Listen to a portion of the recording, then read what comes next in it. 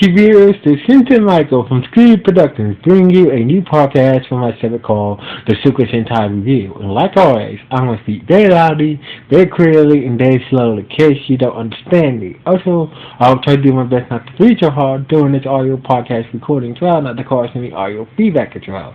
And finally, if you're under 18, this podcast will change your adult language. Once again, if you're under 18, this audio podcast recording will change your adult language. If you're over 18, that means you get to watch this podcast. So anyway, this audio podcast recording. Anyway, before I begin, if you're wondering what that noise in the background, if you're wondering what that little humming noise in the background, there's some like a little bit of stuff going on in the background, but if you can hear that little fake humming in the background, there's some construction going on near my block. So basically, if you can hear that little humming noise in the background of this podcast video, there's some construction going on near my block. So basically, blah blah blah, and this is the only time I can do this podcast today. So basically, in case you're wondering what the humming noise in the background, it's just a little bit of construction, so it's not very loud. So basically, in case you do hear that little fake humming sound, that's just a little bit of construction going on my block. So anyway, let's get into the latest episode of Lupinranger versus Patranger, episode 20. I believe it is episode 28. Yeah, this is episode 28. So anyway, basically the episode starts us at the beach of Westwall. We see a fat guy in front of the beach of restaurant, staring at a piece of paper that had the location of the beach, that had the name of the beach restaurant on it. So basically, when we get inside the beach restaurant, we see Nathan was telling Little Red do not eat her pudding again. So basically, it turns out that Little Red ate her pudding that she was saving to today. So basically, she was fishing with the leg to start eating her shit, and that's when the fat guy comes in saw her and Lifting Red, getting too close to each other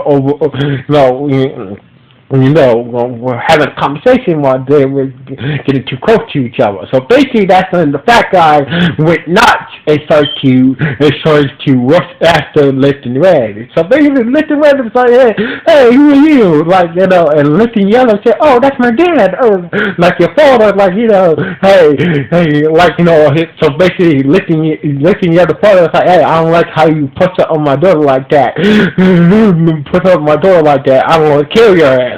So basically, Lifting Red. So basically, it turns out that Lifting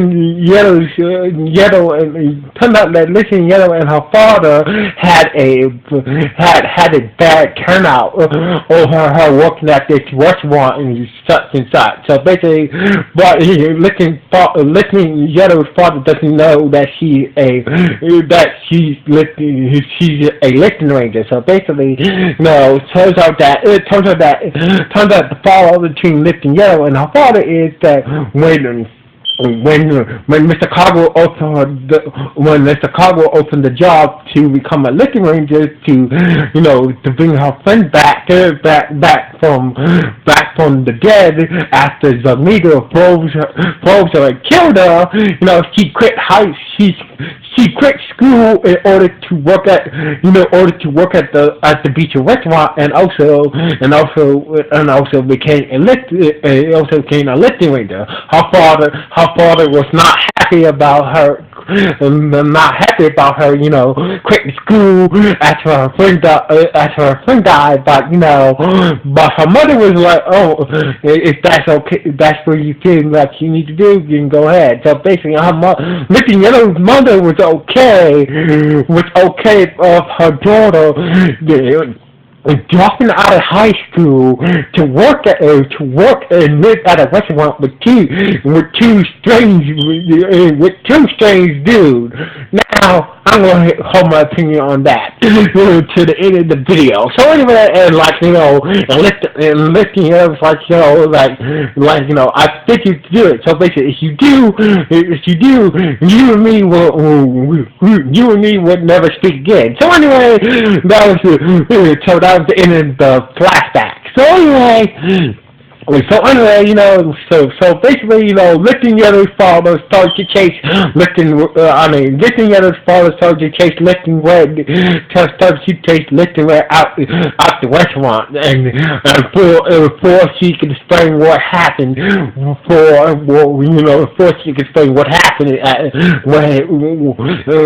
what just happened just now. So anyway.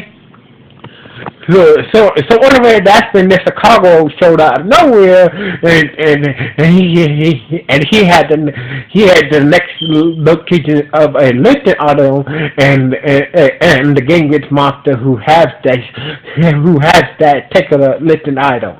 So anyway, Lifting Red. So basically, meanwhile, a few minutes later outside, Lifting Red was still being chased by Lifting Yellow's father, and that's when Lifting Red bumped into the Gingrich monster who had lifted out, who Mr. Cargo had. Bumped into a Genghis monster named Gil, who Mr. Cargo had information on, who had information on him and that list item he had in his body shape. Turned out Gil's Genghis power is he can shoot a cloud of dust that turn young people into old people. So anyway, so basically, Lifting Red was starting to morph up, and that's when Lifting Yellow's father came towards him, and it's so basically Lifting Red couldn't morph up in front of Lifting Yellow's father. So basically, Lifting Red took Lifting Yellow's father, and they hide from the Gingrich gang. He hides from the Gingrich monster Gil and the Foot Soldiers, until the Patranger showed up with Ranger X. So basically, the Patranger showed up with Ranger X, and they morphed up into the Patranger Ranger forms. So anyway, while battling Gil, while the Patrangers were battling the Foot Soldiers, Ranger X was battling the Gingrich monster Gil. So Gil used the power of his lifted item that gave him the ability to dive through the ground like a shark. So basically, he can move freely, above ground, in ground like a shark through water. That's the power of this lift item. So basically, the lift item gave Gil the power to move through the ground like a shark through water. So basically, Ranger X was trying to do his best to try to take him down, but he was just moving. Gil was just moving too fast for Ranger X to get a clear shot at him. So basically, the other Patriot Rangers tried to help out after they took down protesters, but Gil took the opportunity to escape from the Patriot Rangers and Ranger X. So basically, that's when Ranger X said that, oh man, they had. So basically, this it looks like our gun weapons ain't gonna work. So basically, it's time to try out that new purchased vehicle. So basically, Ranger X went to go get the new purchased vehicle to try on Gil. So anyway, but that's when Lifting Yellow's father gave the Patrangers for taking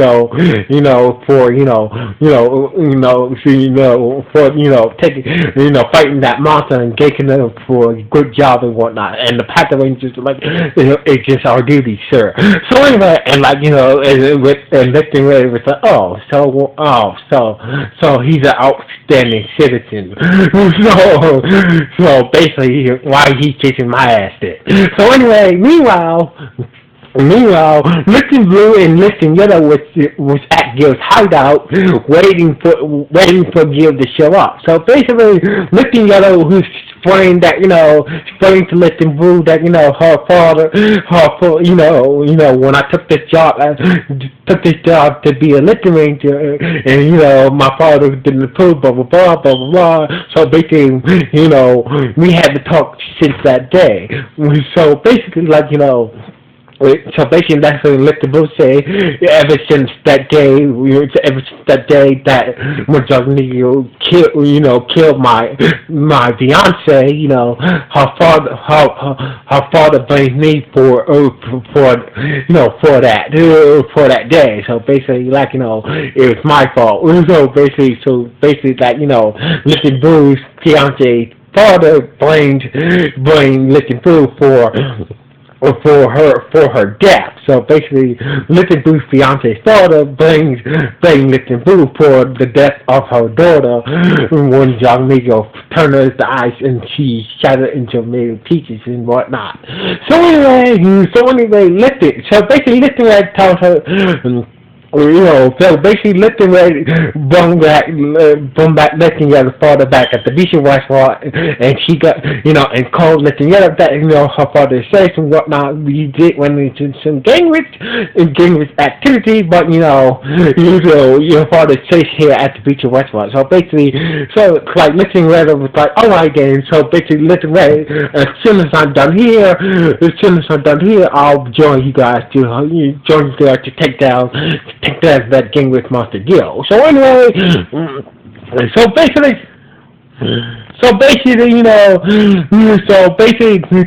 Lifting Yellow's father apologized to Lifting Red for chasing him outside the restaurant. So basically, Lifting Red was like, alright, policy accepted. So basically, Lifting Yellow's father had a heart to Lifting Red about her daughter and whatnot, how she was doing at the restaurant and whatnot. So anyway, Lifting Red was talking to Lifting Red's father, blah blah blah, having a heart to heart.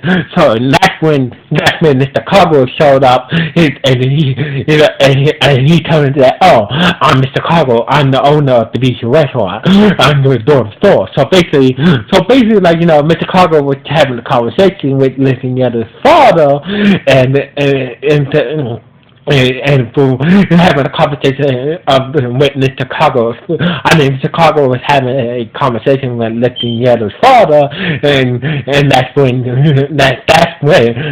Lifting Red took this opportunity to go join the others. So basically, when he came outside, he saw Ranger X with a new first aid sword. It's called the Magic. Turns out that Ranger X, the new first aid is a new Direfire sword that he got from Mr. Cargo's book, where he keeps all the other listed items from. Turns out it was the blink that Mr. Cargo gave Ranger X from a previous episode, and he meant to turn that blink into a Direfire called the Magic Direfire Blink, the Magic Blink Direfire. So anyway, basically, Ranger X said this will help us against Gil. So anyway, Gil showed up back at his hideout, and that's when Lifting Yellow and Lifting Blue morphed up and started to engage Gil, the gang with Monster Gil. So basically, the Lifting Blue and Lifting Yellow had the upper hand, but that's when Gil started to power his Lifting Idol, and he had the upper hand. Now that's when, so basically, Gil would start to finish off Lifting Blue and Lifting Yellow until Lifting Red and Ranger X showed up. So basically, using the power of the new Direfire, being the magic blink Direfire, he used the power of the magic blink Direfire and his first changer in the Direfire became a bow weapon, became a new bow weapon, and it was able to hit Gil while he was using his lifting item. So basically, using the power of the new Direfire, lifting managed to force the Game Witch monster Gil outside, and Ranger X managed to use his buckle to open Gil's body set and took the litter item from him. So basically, using the power of the new Direfire and the other Direfires and Ranger X's personal weapon, they managed to destroy Gil and got the litter item. So basically, as usual, Goss showed up and made Gil grow. So anyway, that's when the Patranger showed up, and the Patranger was not happy that Ranger X didn't contact him about location about Gil. So basically, like and that's when the Lupinranger used the new Direfire to combine with combine with the good striker. So basically, they formed the together with the new Direfire, so they formed the Kaiser Magic Megazord. So basically the new Direfire became a new head and also a new arm. So together was by using the power of the new Direfire, they managed to destroy the giant-sized monster Gil, Game Witch monster, and the day was saved, and they got a lift. And they managed to get Gil's lifting item as well, blah blah blah. So basically, that's when you lifting for this whole battle. Lifting Yellow was was started to get suspicious about Ranger X, how the hell was Ranger X making these Direfires in the first place? So basically, she was getting suspicious about how is Ranger X making these versus vehicles, and why will he give the Lifting Rangers a new purchase vehicle before they get a new one. So basically, so basically, Patrick Peck is expecting that that maybe that Ranger X is really working is really on the Lifting Ranger side, whoever they're working for, and blah blah blah. So basically, Patrick Peck thinks that that Ranger X is really working for the Lifting Rangers, and they're getting played over. So anyway, meanwhile, back at the beach restaurant, Mr. Cargo was still there. So basically, Mr. Cargo said, to Lifting Yellow, that your father just left, and he left this bag of goodies for your birthday. Turned out it was Lifting Yellow's birthday today. So anyway, Lifting Yellow. So basically, Lifting Yellow called up her father and whatnot, and her father, and her and her father made up, and decided to go home to celebrate her birthday with her mother and whatnot. So basically, so Lifting Yellow's father and Lifting Yellow and her father went home to celebrate her birthday, celebrate her birthday, and this is how the episode ended. So basically, this episode was okay. So basically, this is what a okay episode. So basically, this is basically a detailed episode. So basically, we got more backstory for Lifting Ghetto in this episode. So basically, this episode was okay. It was a good episode. So basically, it was an okay episode. So basically, what do you guys think about this episode? Was it good? Was it bad? Or was it okay? Please let me know in the comments below. This podcast. Anyway, like always, it's Cynthia Michael signing off. 1.